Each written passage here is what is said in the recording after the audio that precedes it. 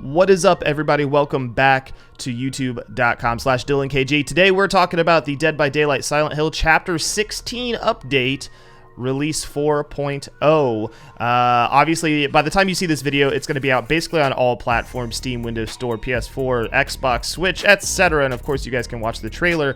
Now, keep in mind that while we are talking about this, while you're watching this, if it is the 16th for you, or the 17th, we are actually on our Twitch stream going to be giving away the DLC on Steam. We're giving away 4 copies of the DLC. If you guys want to swing by our Twitch stream, hang out for a little while, see if you can get a Steam copy of the DLC. We're giving it away just for a celebration. But rolling into the patch notes for the DLC, we're going to look at the new features and content. So they added sets, so 2 or more linked customization pieces that are always equipped together. So they added sets, which is just it seems like this is just a little bit of a change from what was going on before.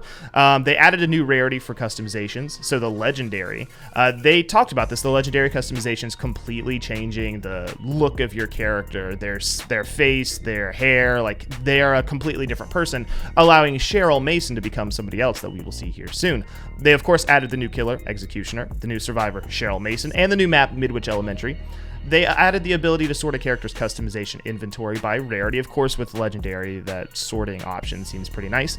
Adjusted the user interface layout scaling to better accommodate 4K resolution screens. The problem I have with this is I kind of wish that we were able to adjust our user interface and our HUD layout on our own. It seems like this means that they scaled it up or blew it up for us, so I'm not a big fan of that. And added a block feature to tally screen, allowing to prevent someone from sending friend invites, which is nice. So they also balanced some things, primarily Clown, no longer slowing when throwing bottles. We saw this coming in the PTB. This isn't enough in my mind to change Clown entirely. I think his ability does need a little bit of a change, but they said they're making small incremental buffs so that they can, better figure out what they want to do with his ability over time instead of just over buffing him, in my opinion, a la Freddy. There's a bunch of bug fixes that we're not going to really get into. There's a few things that you guys might want to look through. I'll keep the patch notes in the description below, but primarily let's look at this. There are some changes from the PTB that need to be addressed regarding the Executioner and the new update. The Executioner, they fixed an issue that caused malicious emblem points to not be awarded when sacrificing survivors in the Cage of Atonement. I saw this personally. If you're sacrificing people in the cage, they don't count it as a hook, which means you're not getting the right malicious points, and it was causing a lot of issues. It was hard to basically get all iridescent emblems. It was rough. So they fixed the placeholder prestige icons for share on Executioner, of course. The Midwich Elementary School, they fixed an issue preventing accessing the side of a generator, and they fixed various areas when the survivors were unable to unhook other survivors from Executioner's deathbed.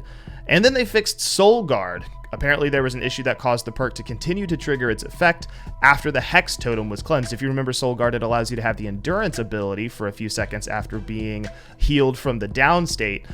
If you remember, if there was a Hex active, it would act like Unbreakable and you could actually heal from the down state. Apparently, it would be able to trigger even after the Hex was cleansed. Now, what I notice is not missing, or what I notice what isn't changed, is that the Executioner, his one-hit down bug, right? If you recall, if you're close enough to a survivor, you would be able to hit them both with the blade and your ability, and that would one-hit down them.